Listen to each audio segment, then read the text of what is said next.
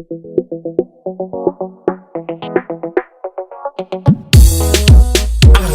Gaël Musique.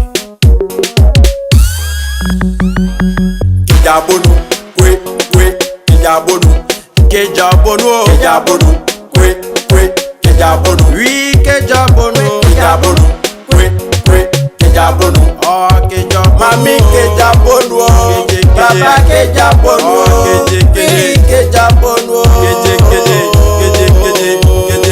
Kejabonu, Kejabonu, ame Kejabonu, Kejabonu.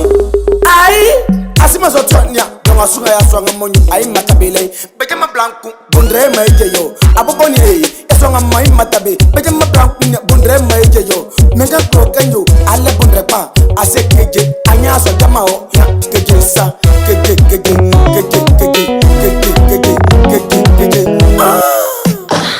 afuara Kaika kumondo akaja bondre sanya bakuni enfin to toi c'est ça bakuni waisa pepe beswe aboti ajo wate boy namwe nkaka mkanjo alle bondre nanjo asekeje asunyima besa famo fasina uro sakunda kenya ohunga wabule namata lokangamu be wadosanu nya amosalo jaso bensu pa bunde kakisula bakunya nya kejesa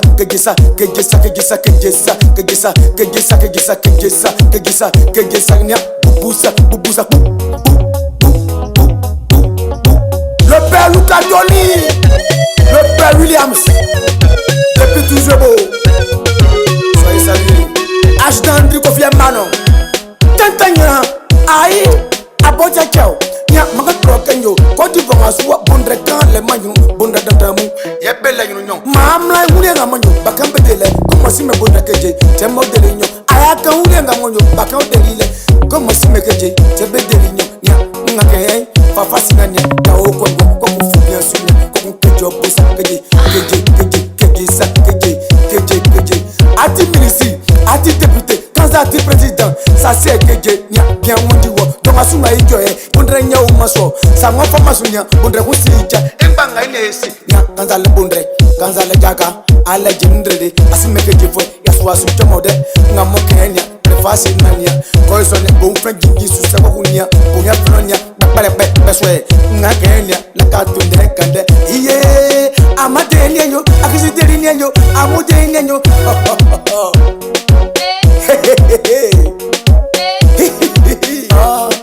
Jamasi meke jeni, bondre beti kansa okpukunu sa estroda. Mabofiao, belemio, yeah. Bondre nga mongu info tu senga mi masude, okikintinu, okiki, yeah. Belemio, yeah. Bebe you, nya kwasi mitinda, papa, bonwa. Yeah. Fako wasaku, fasi wasaku. Ame Kejabonu, Kejabonu. Le père ancien Kejabonu, le père Chielka. C'est maman évoquée que j'ai dit. On sait jamais. Mami Kejabonu, papa Kejabonu, oui Kejabonu. Kejabonu,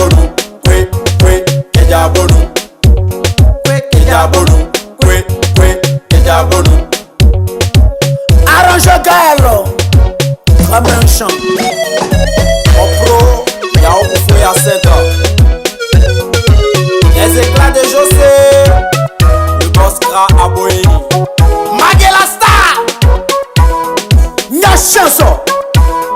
Diabo Manuma.